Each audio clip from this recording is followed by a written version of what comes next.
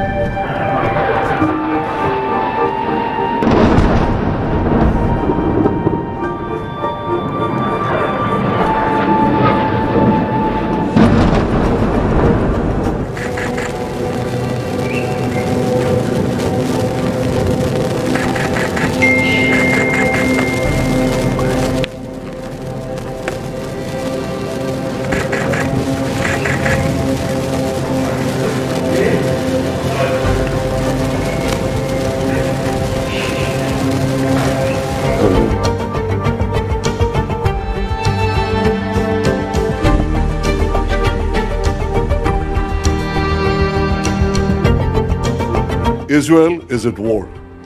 We didn't want this war. It was forced upon us in the most brutal and savage way. But though Israel didn't start this war, Israel will finish it. Once the Jewish people were stateless. Once the Jewish people were defenseless. No longer. Hamas will understand that by attacking us, they've made a mistake of historic proportions. We will exact a price that will be remembered by them and Israel's other enemies for decades to come. The savage attacks that Hamas perpetrated against innocent Israelis are mind-boggling, slaughtering families in their homes, massacring hundreds of young people at an outdoor festival, kidnapping scores of women, children, and elderly, even Holocaust survivors. Hamas terrorists bound, burned, and executed children. They are savages. Hamas is ISIS. And just as the forces of civilizations united to defeat ISIS, the forces of civilization must support Israel in defeating Hamas. I want to thank President Biden for his unequivocal support. I want to thank leaders across the world who are standing with Israel today. I want to thank the people and Congress of the United States of America. In fighting Hamas, Israel is not only fighting for its own people, it is fighting for every country that stands against barbarism. Israel will win this war. And when Israel wins, the entire civilized world wins.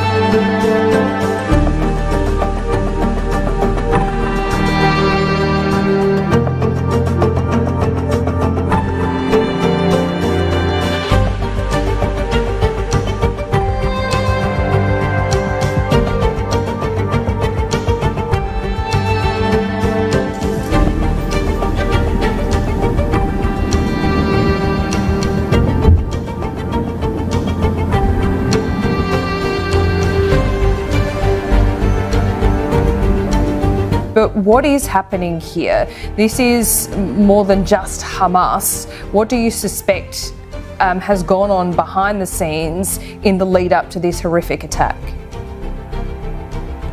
Thanks for having me, Laura. Yeah, it's definitely the darkest day in Israel's history.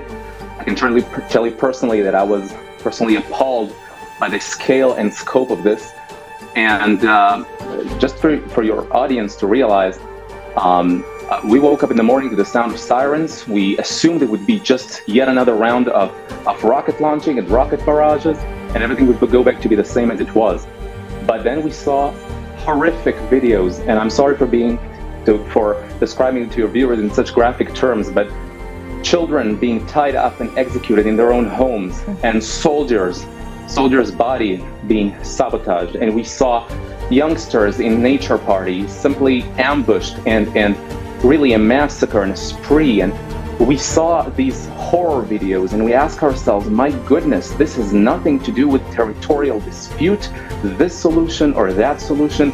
We're dealing with barbaric ISIS-type human animals here that have taken their inspiration from the Nazi regime, I suspect.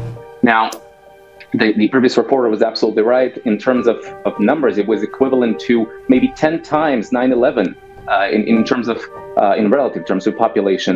And so Israel is shocked, but it is also, preparing for war. And we saw the airstrikes pounding the Gaza facilities of Hamas. We saw how Hamas is, it's beginning to regret, perhaps, its very audacious one bridge too far action. But we're also seeing the Iranian fingerprints, Laura, all over this yes. step. And what does that mean? Massacre. I mean, I guess you and many others would have suspected this anyway. But if you have confirmation, what does that actually mean? What is then the reaction of Benjamin Netanyahu and the US? Well, I think for starters, we need to throw out the window all of our old concepts and our conception that we can feed a hungry lion. We tried strategic containment with Hamas for years now. We know that Hamas has taken over the Gaza Strip in 2007. And ever since, we've been trying the method of, appeasement. And at worst, we saw these rounds of conflict where, let's be honest with ourselves, relatively sterile fighting with the Air Force carrying out most of the attacks. And we saw, rocket barrages, mostly intercepted by the Iron Dome system. Yeah. And we kind of dealt with that. And now you see the level of barbarism right on your doorstep. And you realize this is a whole different ballgame. And I think right now, Israel has all the international credit it wants to take bold action in Gaza and to eradicate Hamas, really eradicate this terrorist group called Hamas.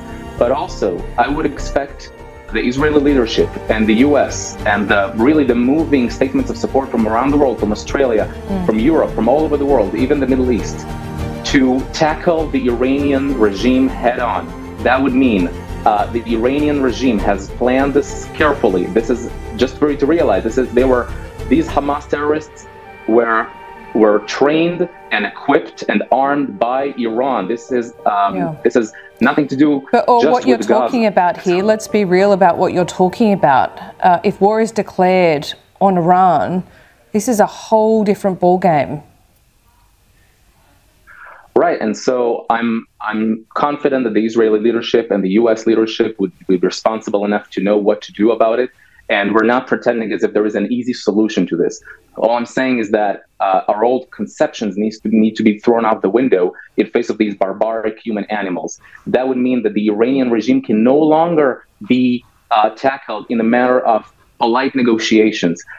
This is a regime that has been exporting the revolution, so-called, or really outsourcing terrorism, spreading terrorism around the Middle East. We see it with Hezbollah, with Hamas, destabilizing the entire Middle East. We see the Iranian leader touting his achievement on Twitter, saying that the Zionist regime is dying, his words.